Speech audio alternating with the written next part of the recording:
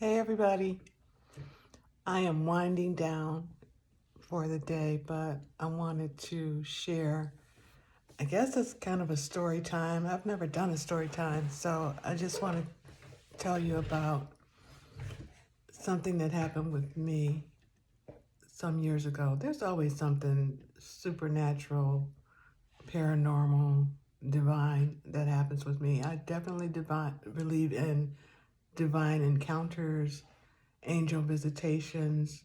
Do you? Do y'all believe in that? Let me tell you a story. I'm gonna try to make this quick. Um, this was some years back when my youngest child was only about 4 years old, and my oldest child was 10 years old. I was going through some really hard times, just stressed out.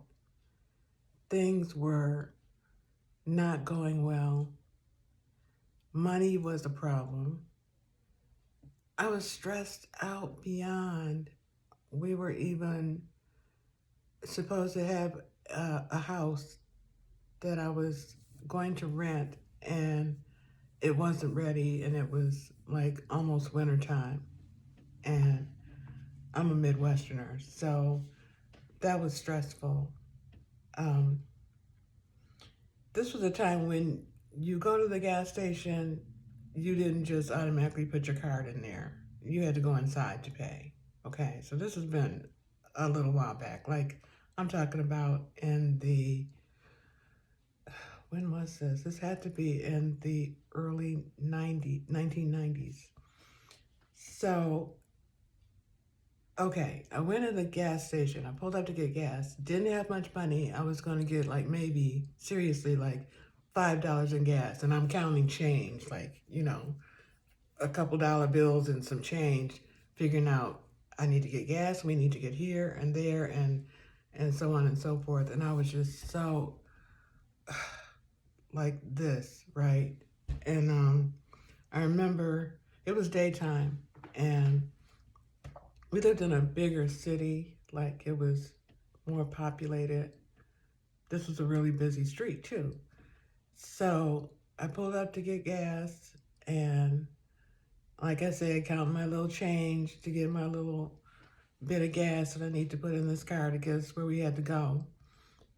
And I'm like bothered, just, how you just get like, is anything ever going to go right? That kind of feeling. So I happened to like, I'm gone in and paid for the gas. And no, I hadn't. Yeah, I had gone and paid for the gas. I had to. So this lady, I looked up, and this lady dressed like in this really ornate, like East Indian dress, outfit, garb. She was very petite, very pretty, um, and very intense looking. Very dark eyes, very just intense looking. And she just like walked up on me as I'm pumping gas. And this, where I lived, it's like, you don't just walk up on people. We lived back then. So I remember looking like, really? Who are you? So she just looked at me and said, God told me to tell you that Jesus knows who you are, and it's going to be all right. And I remember looking at this lady like, okay, thank you. Because, at first I thought, okay, is this somebody who's going to walk up and ask you for money? Because people do that all the time. It didn't matter who they were, what they looked like, what they dressed like. It could be anybody. People might just, a crazy person you thought, just walk up on you. So she just walked away, and I just kept pumping my little bit of gas. And when I turned around, she was gone.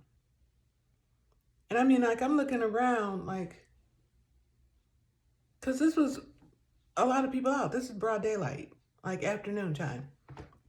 She was gone, like nowhere to be found. Like, I should have been able to see her walking down the street even if she walked at a fast pace, I should have been able to see this lady in one direction or another.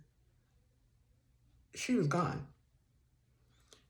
So it wasn't that day, it wasn't like immediate, but after that, things still weren't going great, and we were still struggling. Me and my children were still struggling, but it was, I can't remember exactly how much time it was after that, but I ended up being able to return to school to get my degree that I had started working on out of high school and hadn't finished. And there's another story to that too, because what went along with that story of going back to school after I had met this woman, and it really was not that long, really. I'm not talking about like 10 years, 5 years or anything. It was like maybe within the year or within a few months. But anyway, I met Mrs. Rosa Parks, my family. We met her at, of all places, a family memorial service,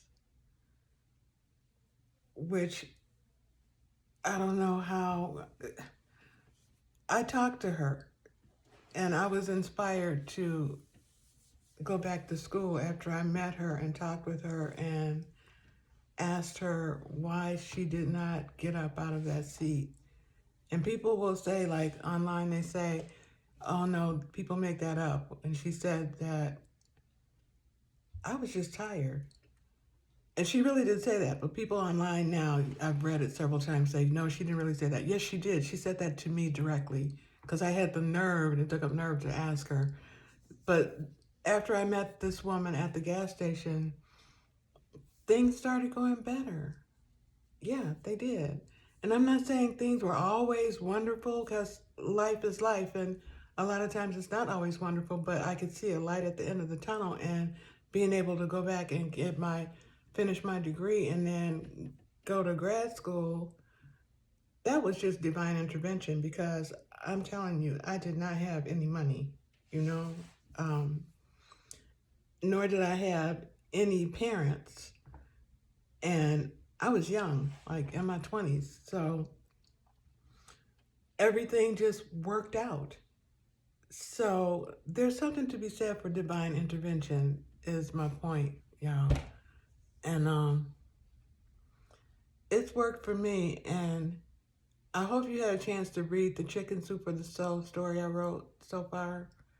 It's been wonderful so far and will continue to be, because that's also a story about angel encounters. An angel encounter that I had that changed a lot about my life. So, yeah, get the book, Chicken Soup for the Soul, Tales of Christmas.